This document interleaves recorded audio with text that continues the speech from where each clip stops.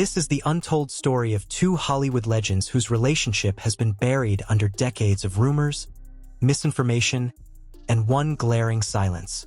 Anthony Quinn and Charles Bronson, two of the toughest, most iconic actors to ever grace the screen, worked together only once in 1968. And despite what the internet will tell you, they were never family. So why has their connection been so misunderstood? And what does the silence between them really reveal about Hollywood, ethnicity, and two men who climbed from poverty to become international icons? The truth is more fascinating than the fiction. If you've ever searched for information about Anthony Quinn and Charles Bronson, you've probably stumbled across a claim that seems to pop up everywhere. That they were brothers-in-law.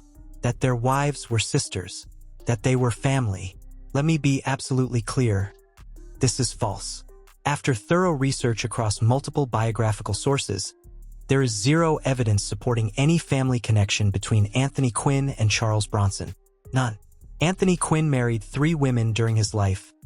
Catherine DeMille, the adopted daughter of director Cecil B. DeMille, from 1937 to 1965. Italian costume designer Jolanda Adalori from 1966 to 1997. And his former secretary Catherine Benvin in 1997 until his death in 2001. Charles Bronson also married 3 times. Harriet Tendler, a Jewish actress from Philadelphia, from 1949 to 1965. English actress Jill Ireland from October 1968 until her death in May 1990. And former actress Kim Weeks from December 1998 until his death in 2003. These women share no family relation whatsoever. The brothers-in-law claim circulating online appears to be nothing more than an unsubstantiated internet myth, possibly confusion with other actors, or just completely fabricated information that took on a life of its own.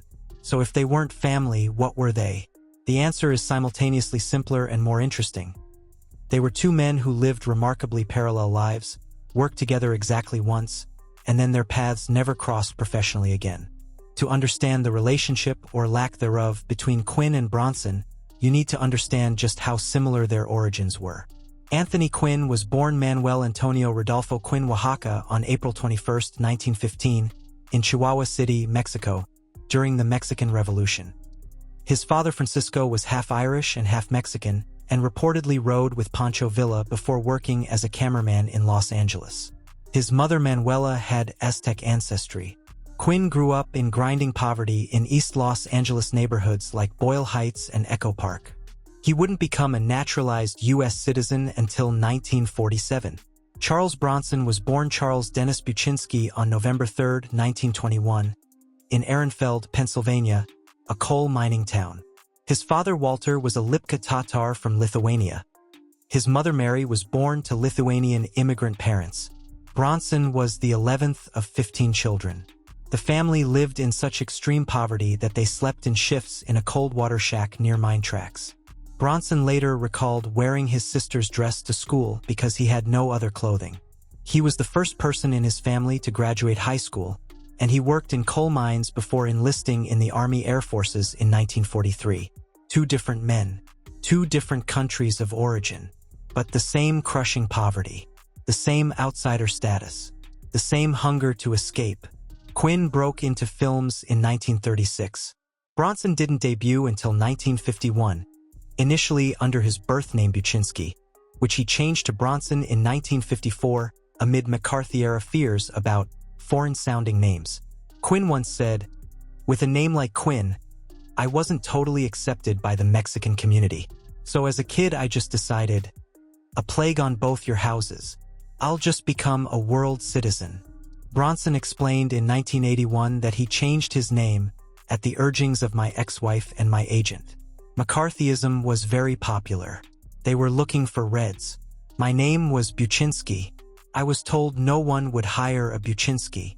Both men were initially typecast as ethnic characters: Native Americans, Mexicans, Arabs, Eastern Europeans.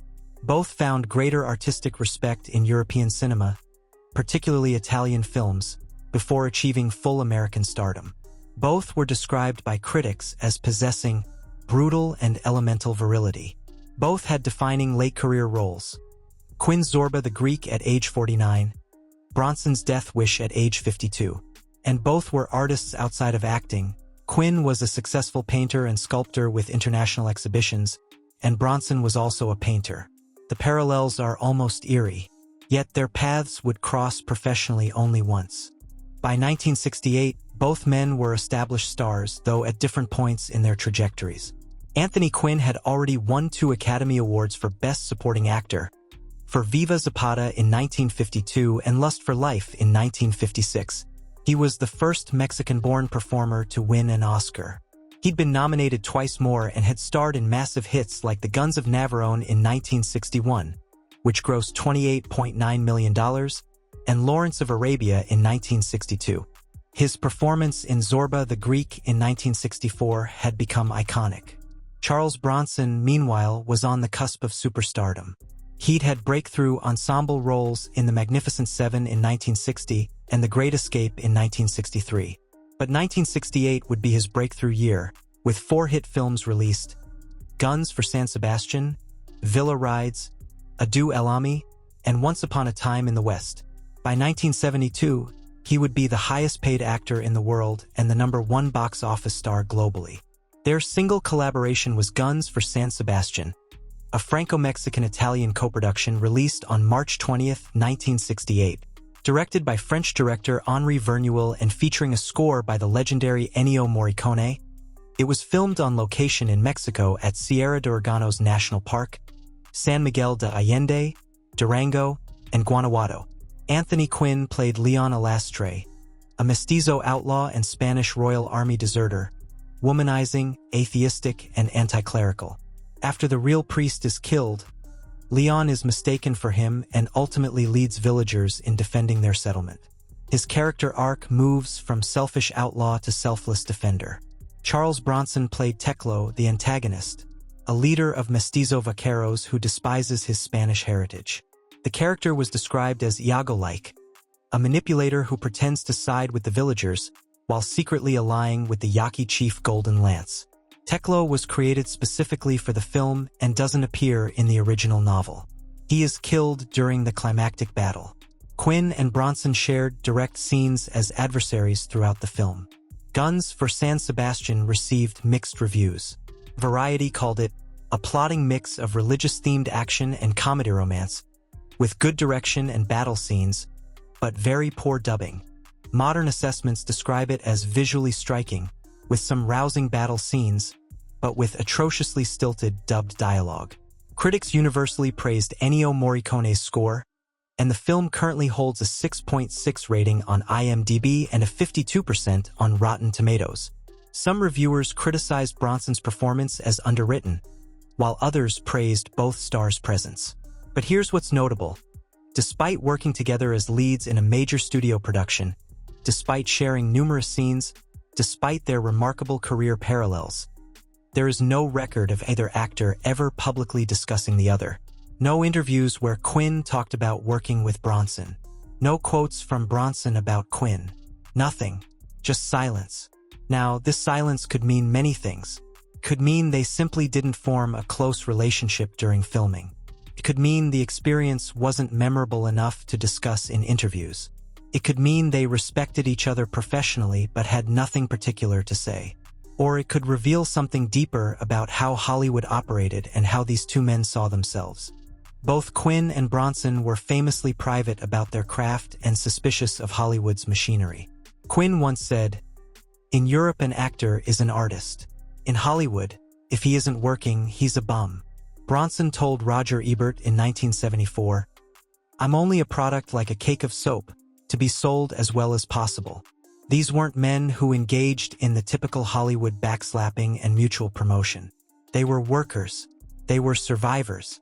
And perhaps most importantly, they were men who had fought their entire careers against being reduced to ethnic stereotypes. Quinn said, "I've never accepted discrimination against myself.